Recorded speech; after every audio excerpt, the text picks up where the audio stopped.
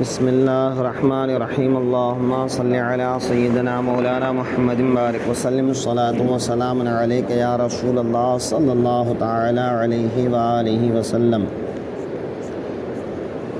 کل یہ کہا گیا تھا کہ صفا اور مروہ یہ اللہ کی نشانیاں ہیں۔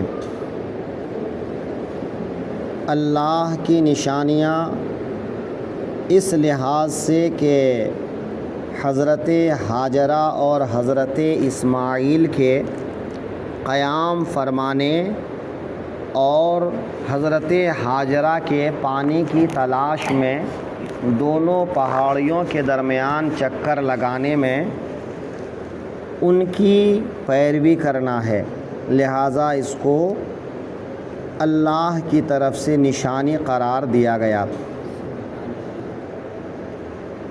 اور دوسری بات یہ ہے کہ جب صفا مروہ پہاڑی پر حج کے دوران سعی کرنے کے بارے میں حکم آیا تو لوگوں کو ذرا تردد ہوا، چونکہ زمانے جاہلیت میں صفا مروہ کے اوپر دو بت رکھے ہوئے تھے۔ صفا پر جو بت تھا اس کا نام تھا اصاف، اور جو مروہ پر تھا اس کا نام تھا نائلہ۔ کفار جب صفا مروہ کے درمیان سعی کرتے تو ان بتوں پر تعظیماً ہاتھ پھیرتے۔ عہد اسلام میں بت توڑ دیے گئے، لیکن چونکہ کفار یہاں مشرکانہ فعل کرتے تھے، اس لیے مسلمانوں کو صفا اور مروہ کے درمیان سعی کرنا گراں ہوا کہ اس میں کفار کے مشرکانہ فعل کے ساتھ کچھ مشابہت ہے۔ اس آیت میں ان کا اطمینان فرما دیا گیا کہ چونکہ تمہاری نیت خالص عبادت الہی کی ہے، تمہیں اندیشہ نہیں۔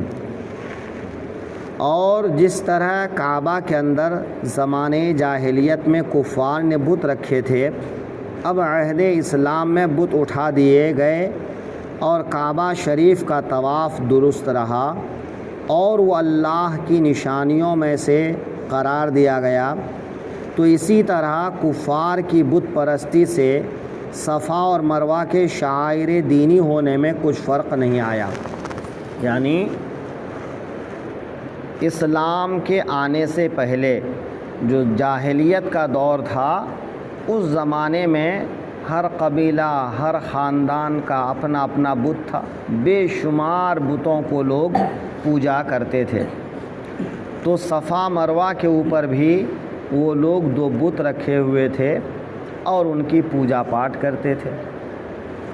تو جب اسلام آیا تو ان بتوں کو توڑ تاڑ کے تو ختم کر دیا گیا، لیکن چونکہ وہ جگہیں ایسی تھیں جہاں بت پرستی ہوتی تھی، تو مسلمانوں نے خیال کیا کہ شاید وہاں جانے میں، وہاں سعی کرنے میں کہیں ان بت پرستوں سے مشابہت نہ ہو جائے، تو اس لیے کہا گیا کہ ان کی نیت الگ تھی، تمہاری نیت الگ ہے، کہ وہ صفا مروہ کے اوپر جاتے تھے تو بتوں کی پوجا کے لیے جاتے تھے، اور تم جب جاتے ہو تو حضرت ہاجرہ کی سنت ادا کرنے کے لیے جاتے ہو، لہٰذا تمہارے لیے یہ منع نہیں ہے اور تمہارے لیے تمہارے دلوں پر بوجھ بننے کی کوئی وجہ نہیں ہے، چونکہ انما الاعمال بالنیات، عمل کا ثواب اس کی نیت کی وجہ سے ہوتا ہے۔ تو اگر نیت اچھی ہے تو ثواب ملے گا، اور نیت اچھی نہیں ہے تو ثواب نہیں ملے گا۔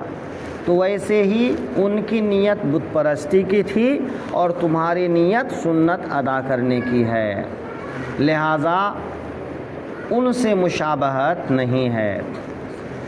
خانہ کعبہ کو ہی لے لیجئے کہ 360 بت اس کے اندر رکھے گئے تھے، تو کیا اس کی وجہ سے خانہ کعبہ کی عظمت ختم ہو گئی؟ اللہ کا گھر نہیں رہا؟ بالکل بھی نہیں۔ اس وقت سب کے سب کافر تھے، وہ اپنے کافرانہ کام کرتے تھے، جب مسلمان ہوئے تو پھر اسلام کے طریقے سے کام ہونے لگا۔ تو بسا اوقات ایسا ہوتا ہے کہ جہاں جس کا غلبہ ہوتا ہے وہاں وہ اپنے طور طریقے رائج کرتے ہیں۔ ایسے وقت میں مسلمانوں کو چاہیے کہ وہ اپنے دین پر مضبوطی کے ساتھ قائم رہے، اپنی حد تک اپنی جگہوں کی حفاظت کرے، اور جہاں زور زبردستی کوئی چھیننا چاہے تو پھر وہاں خاموش ہو جائے، چونکہ ظاہر سی بات ہے کہ جب کسی کی طاقت زیادہ ہے وہ اور طاقت کے نشے میں وہ ظلم کرنے پہ اتر آتا ہے تو ان کے ساتھ مقابلہ ممکن نہیں ہے۔ تو ایسے حالات میں مصلحت سے کام لینا ہی اچھا ہے۔ ہاں یہ کہ ان کے ظلم کے آگے اپنا دین نہیں چھوڑنا ہے، اپنا دینی کام نہیں چھوڑنا ہے، دین پر مضبوطی کے ساتھ قائم رہنا ہے، دینی کام کو انجام دیتے رہنا ہے۔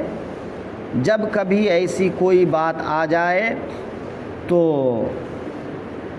جائز طریقے پر مزاحمت کرنا ہے، اور نہیں تو خاموش بیٹھنا ہے۔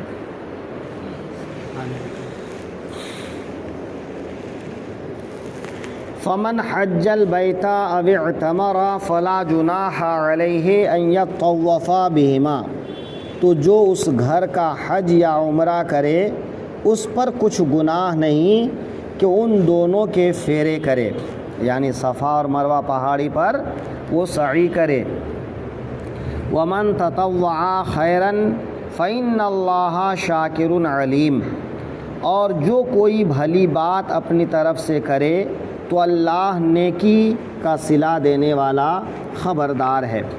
یعنی حج فرض ادا کرنے میں تو یہ ضرور کرے، لیکن اگر کوئی نفلی حج ادا کرتا ہے تب بھی سعی کرے، یا کوئی بھی اچھا کام جب کرے تو اچھا کام کرنے سے اللہ تعالیٰ اس کا صلہ اور بدلہ عطا فرماتا ہے۔ لہٰذا چاہے وہ حج ہو یا دوسرے دینی کام ہوں، ان کاموں کو بجا لانا چاہیے، اور اس پر اللہ تعالیٰ اجر و ثواب عطا فرماتا ہے۔